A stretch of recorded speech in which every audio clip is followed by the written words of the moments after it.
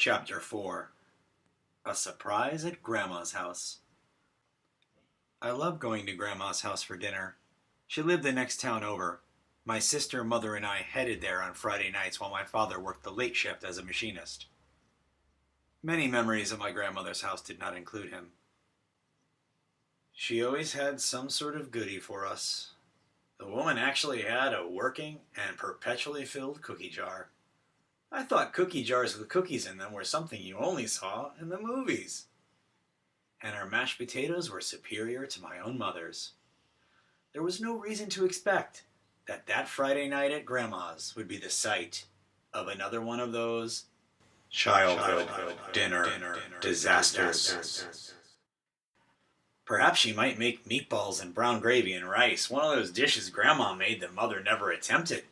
Maybe there would be pizza. That would be unbelievable if that happened. Pizza? I can picture those little pools of grease in each and every pepperoni slice. To top it off, we were allowed to eat dinner off of TV trays in front of the television. I sat in front of an episode of Mary Tyler Moore and waited. It's every grandparent's prerogative to spoil their grandkids. There's that Christmas song where everyone is packed into a horse-drawn sleigh, impatiently hopeful for treats at Granny's cottage. Hell, it's been going on since prehistoric times, when cave grandmothers treat their grandkids to a grub-filled slab of tree bark. My friends, this meal was not a far cry. "Wait right there and I'll bring you your dinner," my grandmother called. Okay! I was already stationed at the chair closest to the television, my legs tucked under the TV tray. Was it pizza? Oh my God, was it pizza? She would have told me already. Was it one of those minute steak sandwiches? They knew I loved those. They wouldn't have held back, though. Why the secrecy? And then a smoky, eggy smell approached. And then the plate was set down in front of me. It looked like a banana cream pie with meat in it. How could there be a dessert and dinner all in one? The smell and look of the thing were confounding. What is it? I said, looking up at my grandmother's face. She seemed proud of the thing in her hand, whatever it was. "Hamburger surprise," she said. Hamburger surprise? "Yes, I'm trying out something new. It was a recipe I clipped out of Good Housekeeping." The surprise was a surprise. Her grin was broad and her smile was all tied up in lovely crow's feet and smile lines.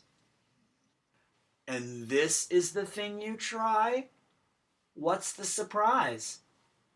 "Oh, don't be that way, Polly Wolly. Give it a try." Okay. "I have popsicles for dessert." Wow. Grandma must have known that the food she was attempting to serve me was repulsive. She was offering me a prize for finishing it. And where was Mother and sister? Not unlike the foul, disgusting omelet my parents had attempted on us one fateful Sunday earlier in my childhood, the smell was beyond repugnant. And then nothing. I have no more memories of this meal, only its aftermath. A standoff occurred. There were tears, dessert withheld, every trick utilized to get me to finish that dish.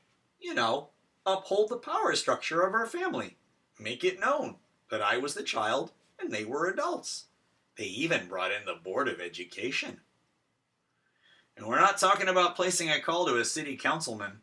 No, this was literally a board my grandmother owned, a paddle with a hand-painted scene on it, a naughty child, tears in his eyes, freshly spanked, his bottom red and angry with lightning bolts radiating from it.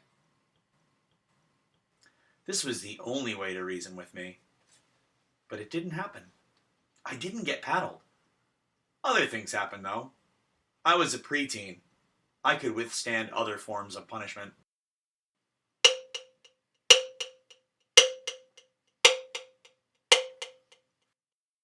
Later that same year, when I arrived at Grandma's house, I asked what's for dinner. "Hamburger surprise." Or another time, "I'm baking you a birthday cake." "Oh yeah? Chocolate?" "No, hamburger surprise." "Hey, Paul, What do you want for Christmas?